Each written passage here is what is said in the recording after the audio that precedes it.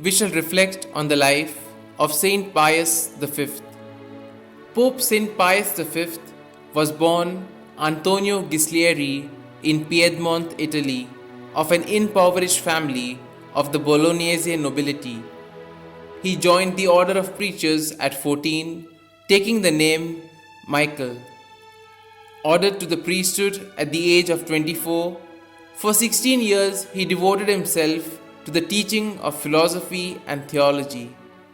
A man of solid piety and austere self-discipline, he passed long nights in prayer, and when travel was necessary, went on foot in silence and without a cloak.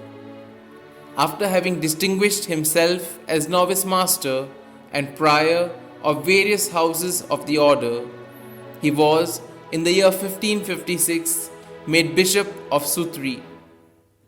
His all-consuming and selfless zeal for the purity of the faith led to his being made Inquisitor General and Cardinal in 1557.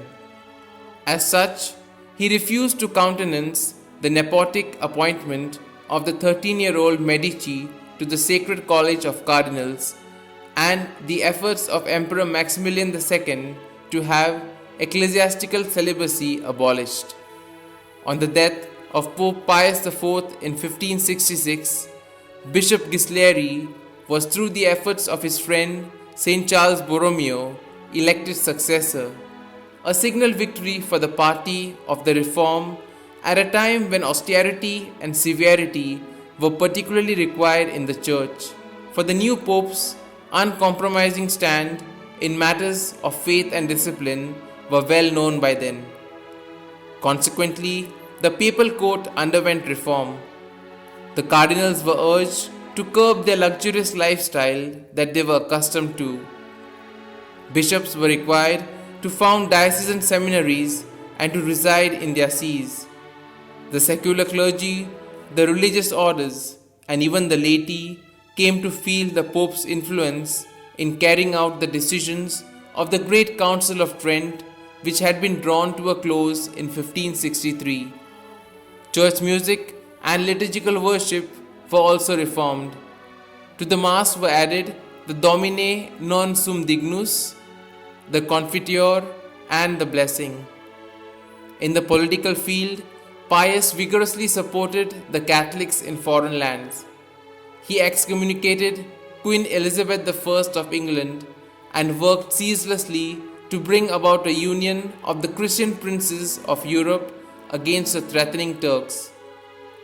The faithful were urged to do special penances and almsgiving for this intention, and in the year 1567, 1/10 of all monastery and convent revenues were collected for this purpose.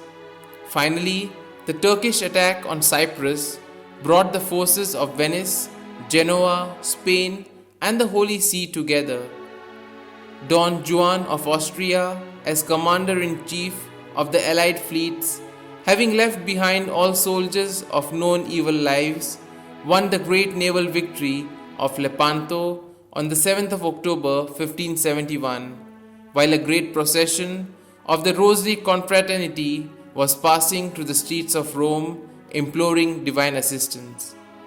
It was in memory of this victory that Pius instituted the feast of Our Lady of Victory, later changed to the feast of the Holy Rosary, and entered the invocation, Help of Christians, in the Litany of Loreto.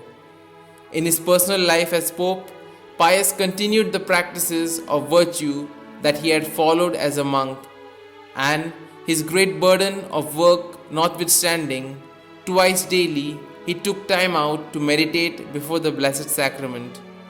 To the poor he gave generously, and the sick benefited from his visits and personal ministrations. St. Pius V died on the 1st of May 1572.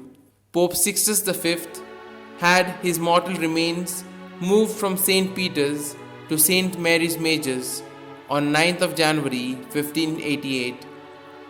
Beatified by Pope Clement X on 10th of May, he was canonized by Pope Clement XI on the 22nd of May 1712.